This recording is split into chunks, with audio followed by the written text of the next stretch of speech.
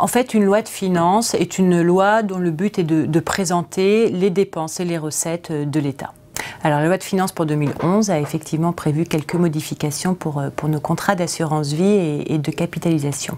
Il y a 3 mesures que je souhaiterais évoquer qui me semblent importantes. La première concerne en fait les prélèvements sociaux et les contrats multisupports.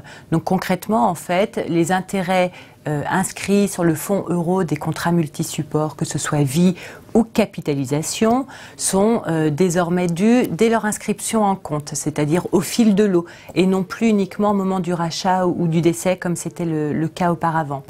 Bon, finalement, les contrats multisupports vont rejoindre le sort des contrats euro classiques et vont être traités de la même façon. Il y aura une certaine cohérence.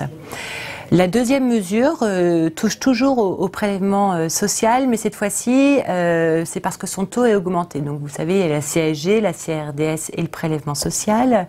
Le prélèvement social est augmenté, il est passé de 2,2% à 3,4%. Et en fait, le taux global des prélèvements sociaux est porté finalement à 13,5%. Alors, il y a une troisième mesure que je vais évoquer, mais sans rentrer dans le détail. En fait, elle concerne l'évolution de la fiscalité en matière de capitaux d'essai. Donc on sait que ça va évoluer, ça concernera en fait les versements effectués par l'assuré avant son 70e anniversaire, mais je ne peux pas en dire davantage dans la mesure où on attend une instruction fiscale qui viendra en fait préciser toutes les modalités pratiques. On a toujours intérêt aujourd'hui à souscrire un contrat d'assurance vie. Évidemment, le contexte est tel que finalement il aurait semblé assez choquant que notre métier ne soit pas impacté par des mesures qui permettent d'augmenter les recettes de l'État. Donc ces 3 mesures en sont finalement la preuve qu'on participe à l'augmentation des recettes de l'État.